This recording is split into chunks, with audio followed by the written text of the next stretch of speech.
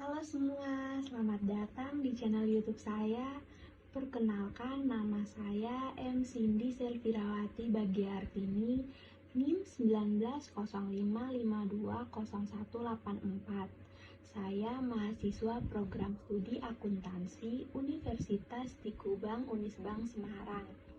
Saya membuat video ini guna untuk memenuhi tugas ujian akhir semester mata kuliah audit investigatif dengan materi pembahasan wawancara dan interogasi yang diampu oleh dosen Bapak Arif Himawan Dwi Nugroho, SEAK MM CA CPA. Yang pertama ada definisi wawancara dan interogasi. Apa sih wawancara dan interogasi itu? Wawancara dan interogasi merupakan suatu teknik atau alat interogatif yang sangat penting. Banyak orang termasuk profesional dalam bidang penyelidikan mengacaukan istilah wawancara dan interview dengan istilah interogasi atau interrogation. Keduanya berbeda loh, baik tujuan maupun cara kerjanya. Selanjutnya ada ciri-ciri wawancara dan interogasi. Ciri-ciri wawancara. Yang pertama, wawancara bersifat netral dan tidak menuduh. Ini adalah perbedaan yang utama antara wawancara dan interogasi. Sekalipun interrogator mempunyai alasan untuk percaya bahwa yang bersangkutan terlibat dalam kejahatan atau ia telah berbohong, substansi dan caranya bersifat non-actuary ketika melakukan wawancara. Ciri-ciri wawancara yang kedua yaitu tujuan wawancara adalah mengumpulkan informasi. Selama melakukan wawancara, investigator harus mengumpulkan informasi yang penting bagi investigasinya atau investigative information dan informasi mengenai perilaku dari orang yang diwawancarainya atau behavior information. Ciri-ciri wawancara yang ketiga yaitu wawancara dapat dilakukan pada awal investigasi. Karena tujuan wawancara adalah mengumpulkan informasi, tentunya semakin banyak informasi yang diketahui pemeriksa sebelum wawancara dimulai, maka semakin baik. Wawancara terkadang terpaksa dilakukan meskipun pemeriksa baru mempunyai gambaran besar tentang bagaimana kemungkinan fraud dilaksanakan atau bahkan sebelum pemeriksa dapat mengidentifikasi bukti yang harus diperolehnya. Ciri-ciri wawancara yang keempat yaitu wawancara dapat dilakukan dalam berbagai lingkungan atau suasana. Pemeriksa terkadang mempunyai peluang menemui orang itu di kantornya atau dalam perjalanan jalan kaki dari tempatnya makan siang, di sudut jalan, dalam mobil, dan lain-lain. Memang idealnya wawancara dilakukan dalam suasana ruangan yang khusus. Ciri-ciri wawancara yang kelima, wawancara seharusnya bersifat cair, tidak struktur, dan bisa melompat dari satu pokok ke pokok pembicaraan lain. Sebelum wawancara dimulai, pemeriksa mempunyai gambaran mengenai informasi apa yang ingin dikumpulkannya. Namun, ia juga tidak boleh kaku. Secara kreatif, ia harus mengembangkan pertanyaan atas informasi yang diterimanya selama wawancara berlangsung. Informasi baru mungkin tidak diduga atau diharapkannya. Pemeriksa juga harus pandai membaca suasana. Misalnya, untuk memutuskan menghentikan wawancara meskipun semua informasi belum diperolehnya. Ciri-ciri wawancara yang keenam, investigator harus membuat catatan mengenai wawancara formal atau formal interview yang dilakukannya. Wawancara formal adalah wawancara yang dilakukan dalam lingkungan terkendali atau control information. Mencatat mempunyai beberapa kegunaan. Bukan saja ada pendokumentasian, tetapi juga menyebabkan investigator memperlambat proses bertanya. Ini memungkinkan investigator mengamati perilaku dari orang yang diwawancarainya. Ciri-ciri wawancara yang ketujuh yaitu catat hasil wawancara dari awal sampai akhir. Jangan sporadis atau kadang-kadang dicatat dan kadang-kadang tidak dicatat.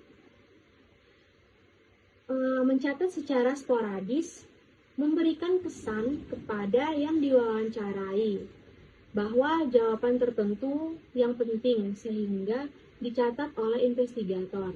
Ketika ditanyakan pertanyaan lain yang terkait dengan jawaban yang dicatat, ia menjadi ekstra hati-hati.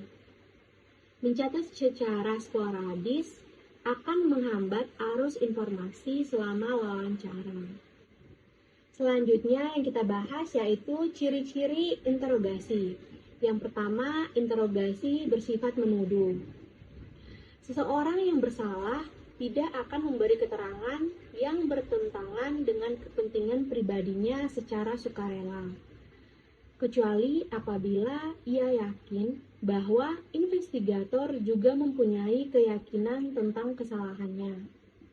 Yang kedua, yaitu interogasi dilakukan dengan persuasi yang aktif. Interogasi dilakukan karena investigator percaya bahwa dalam wawancara sebelumnya atau yang bersifat non-accusatory, orang itu telah berbohong. Kalau interogasi dilakukan dengan cara bertanya dan bertanya terus, sangat tidak mungkin investigator akan mendapatkan keterangan yang berisi kebenaran. Untuk membujuknya menceritakan kebenaran, investigator menggunakan taktik membuat pernyataan dan bukan mengajukan pertanyaan. Taktik ini akan mendominasi seluruh interogasi. Sebelum seseorang mengaku bersalah, pertama, ia harus bersedia mendengar pernyataan-pernyataan yang dibuat oleh investigator. Ciri-ciri interogasi yang ketiga yaitu tujuan interogasi adalah mengetahui yang sebenarnya.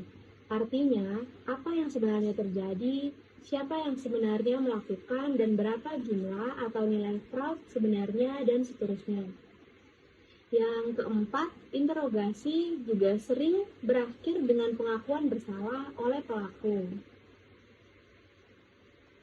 melainkan dengan mengetahui siapa yang sebenarnya bersalah. Pada contoh, keberhasilan interogasi bukan diwujudkan dalam pengakuan bersalah, tetapi dalam mengetahui siapa yang sebenarnya bersalah. Yang kelima, interogasi dilakukan dalam lingkungan yang terkontrol atau terkendali atau controlled environment, bukan di sembarang tempat. Yaitu taktik persuasi yang digunakan atau seperti dijelaskan di atas memerlukan lingkungan yang ada privasi, tidak terganggu oleh orang yang lalu lalang, bebas dari halangan atau seperti suara bising di tempat umum. Yang keenam, interogasi hanya dilakukan sesudah investigator mempunyai keyakinan yang memadai mengenai salahnya seseorang. Harus mempunyai alasan untuk percaya bahwa seseorang telah berbohong. Alasan ini mungkin berupa perilakunya selama wawancara, keterangan yang berubah-ubah sebagai tanggapan atas pernyataan yang sama, adanya petunjuk ia berbohong, dan lain-lain. Ciri yang ketujuh yaitu investigator tidak boleh membuat catatan sampai atau sesudah tertuduh menceritakan yang sebenarnya dan berketetapan hati atau komit untuk tidak beringsut dari posisi itu. Membuat catatan terlalu dini akan mengingatkan tertuduh bahwa keterangannya akan merugikan dirinya. Bahkan, para pakar menyarankan bahwa bukan saja catatan dibuat sesudah tertuduh sepenuhnya mengakui apa yang sebenarnya terjadi, pengakuan itu juga harus disaksikan investigator lain. Barulah setelah ada pengakuan yang disaksikan investigator lain, investigator mendokumentasikan pengakuan tersebut dan segala perincian dan pengakuannya. Selanjutnya, ada manfaat melakukan wawancara sebelum interogasi. Investigator seringkali melakukan interogasi meskipun ia tidak punya bukti atau petunjuk untuk menuduh seseorang, dan keputusan untuk menginterogasi orang itu didorong oleh keinginan untuk mencari bukti. Umumnya, interogasi semacam ini dilakukan sekedar karena investigator mempunyai persepsi bahwa orang itu mempunyai perilaku yang aneh. Wawancara yang bersifat menuduh merupakan sarana yang lebih baik dari interogasi. Selain nilai behavior information dari suatu wawancara, juga ada investigative information yang sudah dibahas di atas. Investigative information ini sangat diperlukan ketika wawancara akan ditingkatkan menjadi interogasi. Namun, investigator sering tergoda untuk mengambil jalan pintas, mengabaikan wawancara dan langsung melakukan interogasi. Selanjutnya ada teknik wawancara. Bagaimana sih wawancara dilakukan? Sebelum melakukan wawancara, bahkan sebelum ada kontak dengan orang yang dicurigai atau diduga melakukan fraud, investigator harus menguasai semua fakta yang terkumpul dengan baik. Investigator umumnya dilakukan oleh suatu tim yang terdiri atas beberapa investigator. Mereka bersama-sama menganalisis dan mendebatkan fakta-fakta yang terkumpul, membuat rekaan atau dugaan sementara. Wawancara harus dimulai dengan orang-orang yang diduga paling kecil menjadi pelaku atau ikut serta dalam melakukan fraud. Dilanjutkan dengan orang-orang yang karena alasan pribadi ingin menjadi whistleblower, dan diakhiri dengan mereka yang diduga menjadi perencana atau otak dari tindak pidananya. Urutan-urutan di atas penting karena beberapa penyebab berikut ini. Yang pertama, pada tahap awal, belum banyak fakta yang terkumpul. Jadi, kalau wawancara dimulai dengan orang yang diduga menjadi pelaku atau perencana, maka ia cepat mengetahui fakta yang belum diketahui oleh investigator. Sebaliknya, orang yang tidak bersalah akan mengisi investigator dengan fakta-fakta yang penting secara terbuka, termasuk motif atau peluang untuk terjadinya fraud. Yang kedua, dapat mengetahui bahwa banyak orang sudah diwawancarai sebelumnya. Pelaku tidak bisa mengendalikan apa yang bisa dan apa yang sebaliknya tidak diungkapkan kepada investigator dalam wawancara. Lebih sulit mengatur persesuaian atau konsistensi dalam kebohongan sekalipun melalui persekongkolan. Ini memudahkan investigator mendapatkan informasi penting yang selanjutnya dikembangkan dalam interogasi. Yang ketiga, dalam kasus korupsi, negara yang dirugikan atau menjadi korban atau victim dalam fraud tertentu. Yang keempat, seringkali ketika tidak ada bukti yang kuat mengenai pelaku, bukti petunjuk atau dalam bahasa Inggrisnya disebut circumstantial evidence, janganlah diabaikan. Yang kelima, investigator mendalami bukti petunjuk melalui wawancara. Yang keenam, seorang investigator mungkin saja menjadi begitu yakin dengan fakta yang diterimanya dari seseorang. Yang ketujuh, pertimbangkan juga keletihan fisik dan psikologis dari investigator yang bekerja berhari-hari, bahkan berbulan-bulan mewawancarai berpuluh-puluh orang dengan berbagai temperamen dan kepribadian.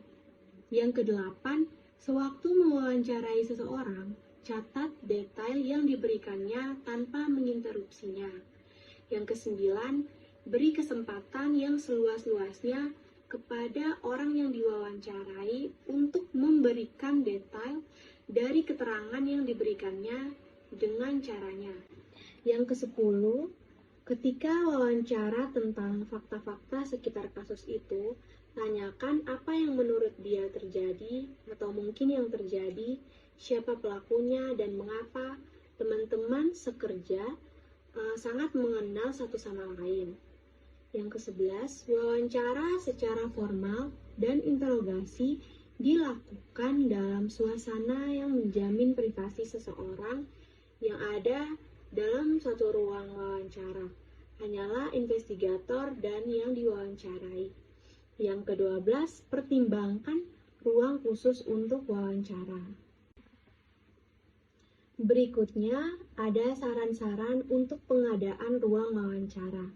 Yang pertama yaitu ciptakan suasana privasi atau ruang ini harus tenang. Ruang ini harus tenang sehingga tidak diganggu suara pembicara orang lain atau bentuk kebisingan lain, seperti suara pemanggil mobil di lapangan parkir, pengeras suara di pintu tol, dan lain-lain, dan tidak ada pemandangan orang berlalu lalang. Yang kedua yaitu pintu ruang harusnya tidak terkunci dan tidak boleh ada penghalang apapun sehingga orang yang diwawancarai dengan bebas meninggalkan tempat. Jangan memberi kesan bahwa ia berada di tempat tahanan. Yang bersangkutan bisa menuntut investigator yang tidak mempunyai wewenang atau alasan untuk menahannya. Yang ketiga, hilangkan segala sesuatu yang bisa mengganggu, seperti dinding dengan warna yang menyolok, lukisan, hiasan ruang, dan lain-lain. Harus jauh dari jangkauan orang yang diwawancarai, sehingga tidak menjadi mainannya sewaktu wawancara berlangsung. Kalau harus ada lukisan atau tulisan yang diletakkan di dinding, tempatkanlah di belakang orang yang diwawancarai, sehingga tidak dapat dilihatnya. Kalau ruang ini tidak berjendela, tetapi kalau hal ini tidak dapat dihindari, tempatkanlah di belakang orang yang diwawancarai. Yang keempat, penerangan ruang harus cukup, tetapi tidak menyilaukan mata investigator maupun yang diwawancarai. Lampu yang menyorot ke muka investigator akan menghalangi pengamatan wajah dan perilaku orang yang diwawancarai. Yang kelima, minimalkan kebisingan apapun. Jangan ada telepon dalam ruangan. Telepon seluler kedua belah pihak sebaiknya dimatikan atau dibuat tanpa nada panggil. Yang keenam, kursi antara investigator dan orang yang diwawancarai harus berjarak sekitar 1,5 meter. Kedua orang bertatap muka secara langsung dan tidak terhalang oleh meja atau perabotan kantor apapun. Kursi hendaknya tidak beroda. Untuk wawancara dengan tersangka yang tidak dikenakan tahanan, kursi tersangka ditempatkan dekat pintu atau dekat dengan akses yang mudah ke pintu. Kursi untuk kedua orang harus dengan sandaran tegak sehingga mereka tidak bersantai-santai. Posisi perilakunya selama wawancara. Investigator juga harus dalam posisi duduk yang memungkinkan ia alert atau terbangun dan siaga. Sedapat mungkin ketinggian mata kedua belah pihak adalah setara atau same eye level. Yang ketujuh, denah ruang wawancara yang berbeda untuk keperluan yang berbeda. Selanjutnya ada denah ruang wawancara dan interogasi. Yang pertama ada denah ruang wawancara atau interogasi standar 3x3 meter. Menggambarkan ruang wawancara yang standar, ini kita sudah bahas tadi di atas. Apabila memungkinkan, perlu ada ruang yang bersebelahan dengan ruang wawancara. Untuk wawancara dengan tersangka yang tidak dikenakan tahanan, kursi tersangka ditempatkan dengan pintu atau dengan akses yang mudah ke pintu. Kursi untuk kedua orang harus dengan sandaran yang tegak, dan tersangka juga investigator saling berhadapan, tanpa adanya apapun yang menutupi.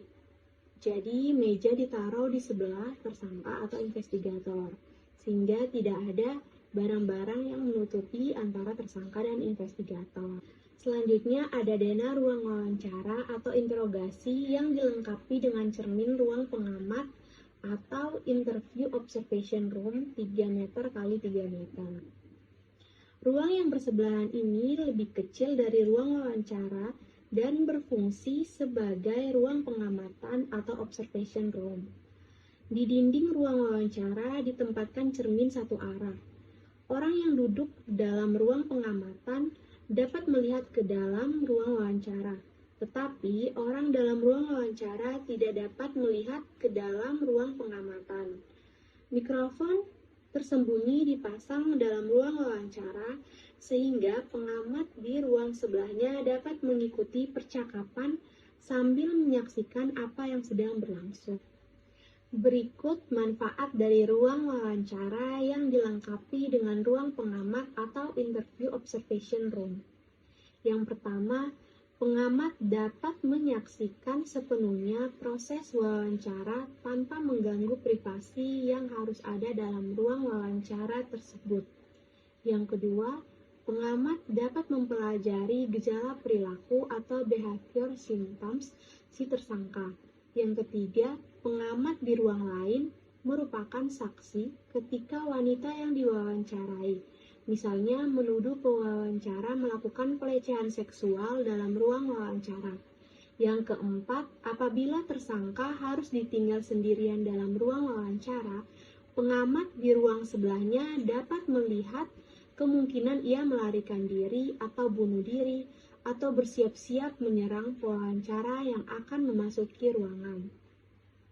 Yang kelima, dalam tindak pidana yang melibatkan beberapa tersangka, ruang ini berguna untuk mengamati perilaku yang tampak ketika wawancara dilakukan perorangan. Apabila undang-undang memperkenankan rekaman gambar dan suara atau video taping atas wawancara, maka rekaman ini yang pertama memungkinkan investigator melakukan pengamatan selama berlangsungnya wawancara dan juga sesudahnya. Yang kedua, dapat mengganti berita acara wawancara atau memudahkan pembuatan berita acara itu atau sebagai pendukung berita acara yang ringkas.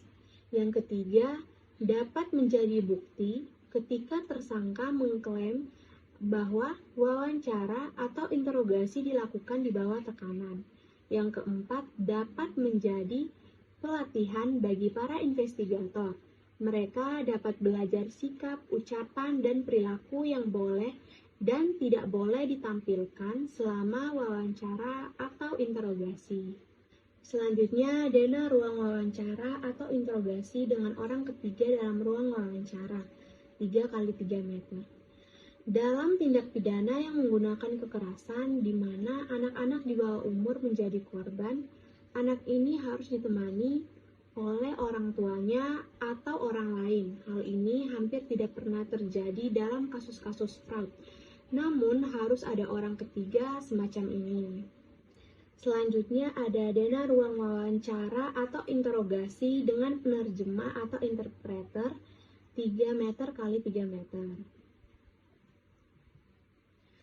Yang pertama, orang yang diwawancarai atau pewawancara mungkin memerlukan penerjemah atau interpreter. Misalnya, jika orang yang diwawancarai menggunakan sign language atau bahasa isyarat. Dalam hal ini, pengaturan tempat duduknya seperti pada denah di atas. Beberapa lembaga mempunyai kebijakan mengenai tempat di mana wawancara harus dilakukan. Misalnya, hanya di kantor pusat atau perwakilan lembaga tersebut, dan tempat di mana wawancara dilarang dilakukan. Misalnya, tempat-tempat umum yang terbuka seperti restoran, apalagi tempat umum yang tertutup seperti kamar hotel atau motel.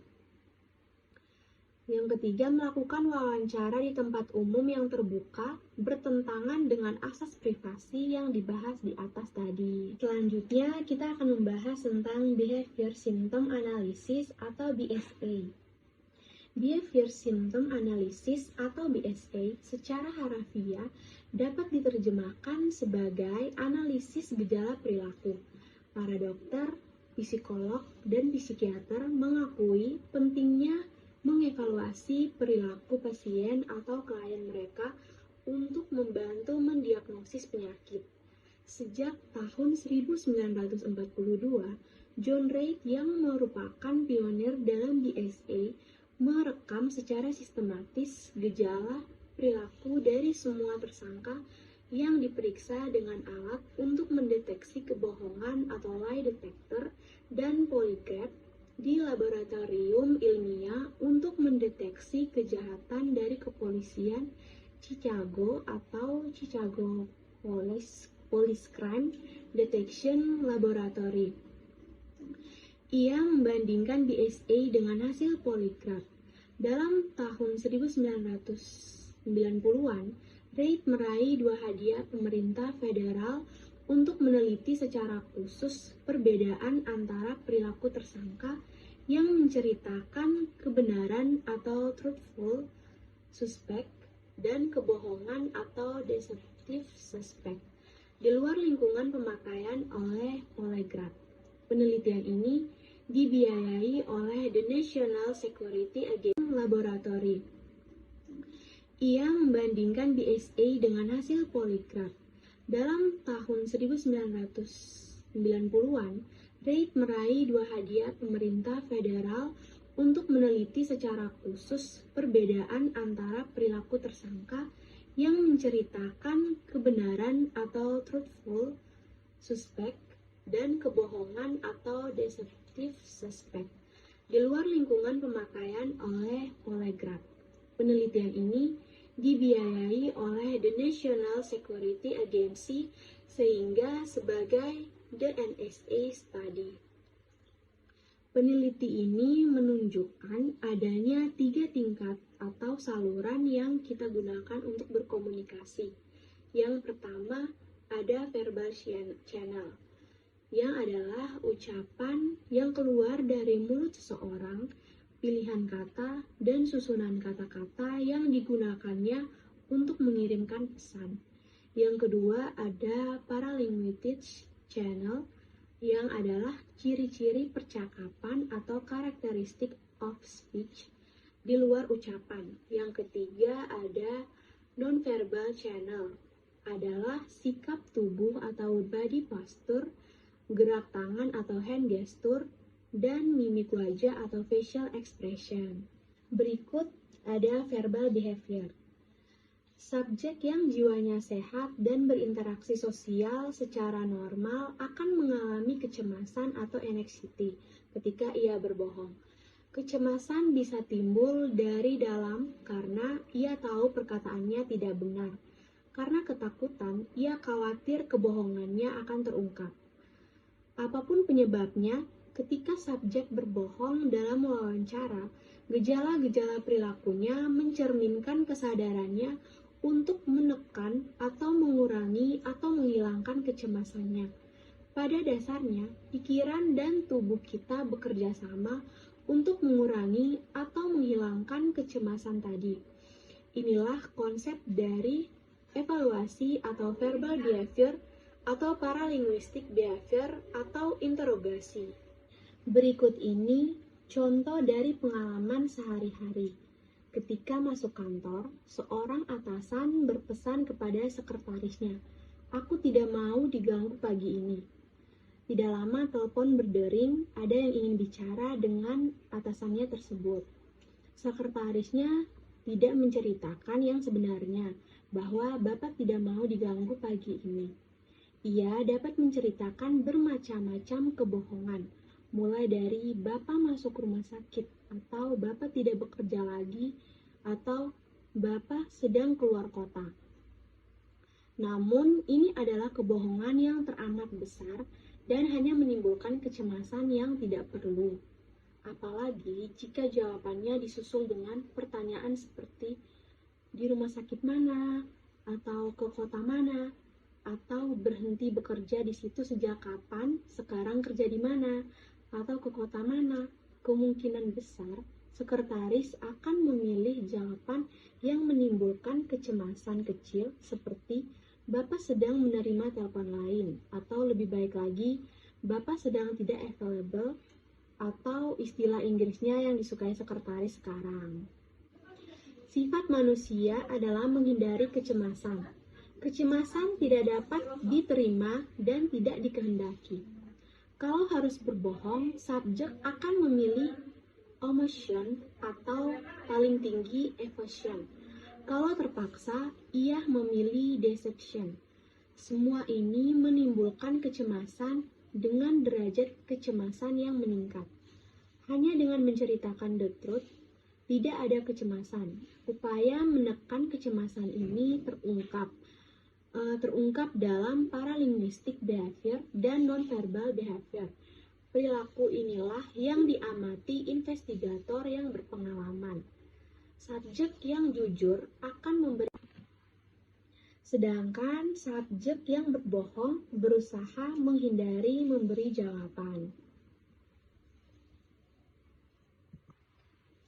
Selanjutnya ada paralinguistic behavior.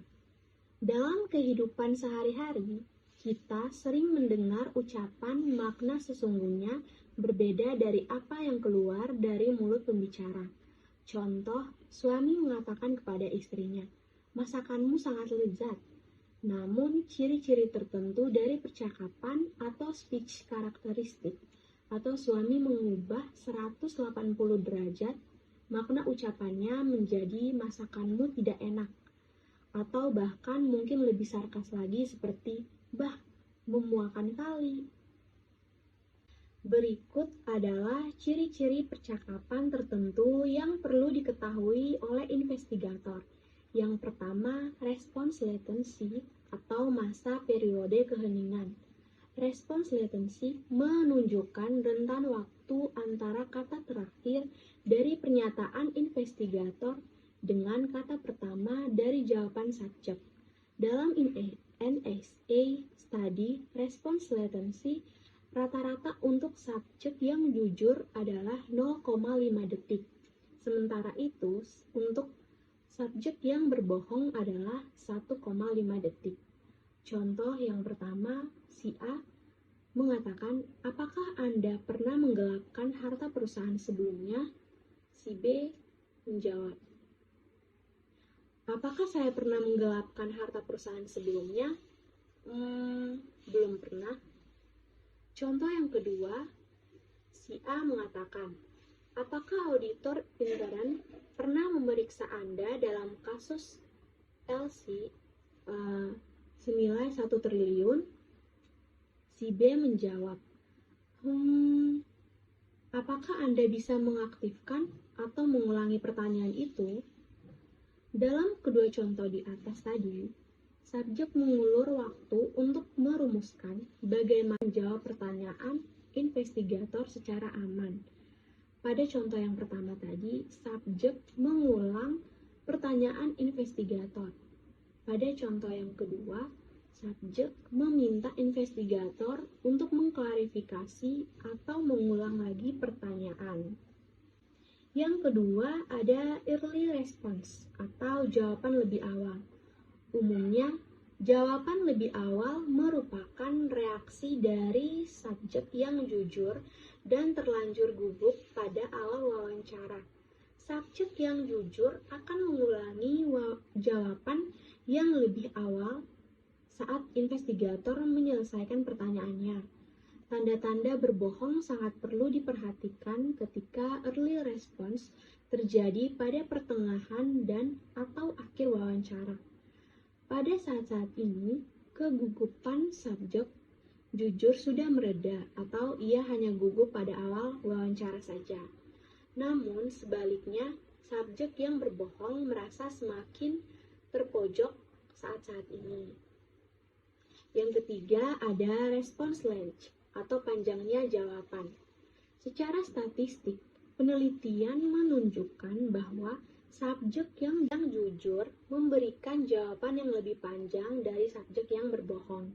Subjek yang jujur ini memberikan jawaban yang selengkap mungkin dan seringkali menawarkan informasi tambahan yang tidak diminta oleh investigator. Isi jawaban dari subjek yang jujur masih dalam konteks yang ditanyakan. Ia tidak mengalihkan topik bahasan. Sebaliknya, subjek yang berbohong memberikan jawaban singkat atau sekedar memenuhi syarat yang artinya sudah menjawab. Selanjutnya yang keempat yaitu response delivery atau penyampaian jawaban. Penyampaian jawaban terlihat dari kecepatan atau rate, tinggi rendahnya nada atau pitch, dan kejelasan atau clarity. Hal-hal ini bisa sejalan atau konsisten bersesuaian dengan apa yang dikatakan, tetapi juga bisa bertentangan ketika subjek mengungkapkan emosinya secara jujur, rate dan pitch umumnya meningkat. Subjek yang jujur ingin investigator memahami jawabannya, sehingga ia tidak akan berbicara dengan jelas dan dengan volume yang pas. Subjek yang berbohong cenderung menjawab dengan suara pelan, tidak jelas, dan menggumam atau mumble. Yang kelima ada continuity of the response atau kelanjutan dari jawaban. Jawaban yang jujur mengalir dengan bebas merupakan tanggapan yang spontan dan apa adanya. Jawabannya mengalir sebagai satu alur pikir. Satu kalimat disusul dengan kalimat yang lain, sambung menyambung dan tidak meloncat-loncat dari satu alur ke alur yang lain. Sebaliknya, jawaban dari subjek yang bohong ada perilaku yang berhenti kemudian jalan atau stop and start behavior. Yang keenam yaitu erasure behavior atau perilaku penghapusan. Dalam percakapan sehari-hari, seseorang mengatakan sesuatu yang kedengarannya mungkin tidak menyenangkan bagi lawan bicaranya. Kemudian ia mengatakan cuman bercanda kok, diiringi dengan gerakan alis dan senyum. Gerakan alis dan senyum dalam percakapan mempunyai efek menghapus konotasi yang tersirat dalam ucapannya. Dalam komunikasi paralinguistik, ada perilaku tertentu yang dampaknya seperti gerakan alis dan senyum, seperti tertawa atau batuk-batuk kecil atau mendeham setelah mengucapkan suatu bantahan. Percakapan dalam wawancara berikut memberi contoh erasure behavior atau perilaku menghapus apa yang dikatakannya. Ketiga saluran ini memudahkan pembahasan, maka menggunakan beberapa istilah sebagai berikut. Yang pertama ada interogasi, yang merupakan orang yang mewawancarai atau menginterogasi subjek. Dalam contoh percakapan, investigator disingkat I. Yang kedua, subjek, yaitu merupakan orang yang diwawancarai. Dalam contoh percakapan, subjek disingkat S. Yang ketiga, subjek yang jujur adalah terjemahan dari truthful subject. Yang keempat, subjek yang berbohong adalah terjemahan dari deceptive subject. Paralinguistic behavior seperti ada periode hening sebelum ia memberi jawaban, atau ada gerak tubuh tertentu. Non-verbal behavior seperti tangan menyentuh muka. Paralinguistic behavior dan non-verbal behavior tadi membantu mengurangi kecemasan yang dialami sekretaris. Ketika harus menjawab pertanyaan dalam suatu wawancara, subjek mempunyai 4 pilihan, yaitu berbohong atau deception, mengelak atau menghindar atau evasion, mengakui secara tersamar atau omission, atau menceritakan apa adanya atau truth. Keempat pilihan ini dibahas. Untuk pembahasan ini, subjek yang berbuat salah ditanya, apakah Anda menggelapkan uang perusahaan? Kalau mengakui yang sebenarnya terjadi, berarti jawabannya yaitu ya, saya menggelapkan uang perusahaan. Ia mengatakan the truth dan tidak menimbulkan kecemasan. Menjauh dari the truth adalah pengakuan yang dibungkus dalam ketidaksengajaan atau kehilafan. Jawabannya bisa dibarengi dengan non-verbal behavior, seperti menggelengkan kepala, atau dengan paralinguistic behavior, dengan ucapan berbisik yang nyaris tidak terdengar, yaitu seperti saya kilaf Pak. Tingkat kecemasan mulai ada, tetapi rendah. Pilihan berikutnya makin menjauh dari the truth, meskipun belum terlalu jauh dari omission. Pilihan ini adalah evasion. Dalam evasion, tersirat ungkapan tidak bersalah tanpa menyatakan secara tegas. Jawabannya adalah, kenapa harus berbuat hal-hal semacam itu? Atau, emangnya kau kira aku ini siapa? Bagi subjek itu, ia tidak berbohong. Tingkat kecemasannya lebih tinggi dari omission. Pilihan keempat, berbohong habis-habisan. Tidak, aku tidak menggelapkan uang perusahaan. Jawab si subjek, tingkat kecemasannya paling tinggi. Keempat pilihan dalam menjawab pertanyaan dan tingkat kecemasan untuk tiap-tiap pilihan seperti yang dikatakan penjelasan tadi. Pada jawaban yang kedua, kami tiba di rumahku pukul 18.00. Tersirat seolah-olah itulah saat pertemuan terakhir. Namun, jawaban itu bisa juga berarti mereka masih makan malam bersama sampai pukul 21.00. Bahkan, mereka masih bertemu seminggu kemudian.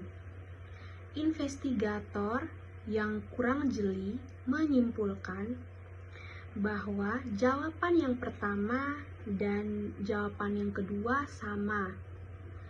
Itu yang dia kira, itu yang dia asumsikan. Dan subjek memanfaatkan kelengahan investigator tanpa kecemasan yang berarti. Taktik menghindar juga dilakukan dengan menjawab pertanyaan dengan pertanyaan yang sesungguhnya, yang tidak relevan.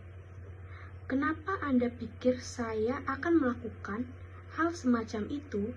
Memangnya saya sebodoh itu? Cara lain adalah berbohong dengan menunjuk pada sesuatu atau lying by referral. Perhatikan wawancara berikut. Yang pertama, investigator menanyakan, apakah Anda mengambil berkas akuntansi bulan Agustus 2006?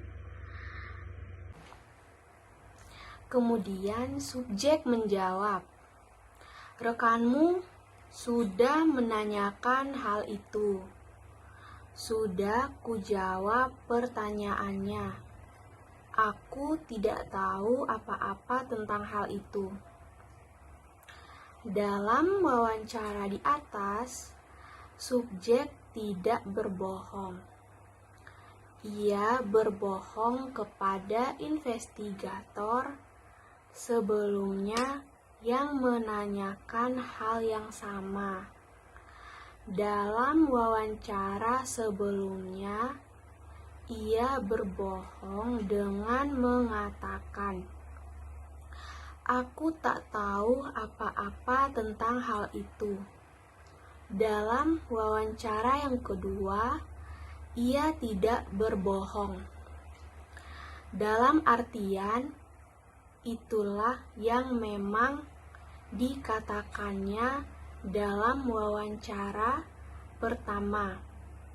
Dalam wawancara kedua, ia berbohong dengan merujuk ke wawancara yang pertama. Itulah lying by referral. Subjek yang jujur akan membuat bantahan secara luas, sedangkan subjek yang berbohong akan menyempitkan bantahannya. Subjek yang jujur mempunyai rasa percaya diri yang tinggi. Subjek yang berbohong mencari-cari celah kebenaran di antara kebohongan yang besar. Karena itu, subjek yang jujur akan membuat pernyataan berikut tanpa ragu-ragu. Yang pertama, saya harus yakin. Yang kedua, aku tidak mencuri apapun. Yang ketiga, saya tahu dengan pasti. Yang keempat, tidak ada urusanku dengan korupsi yang sedang disusut.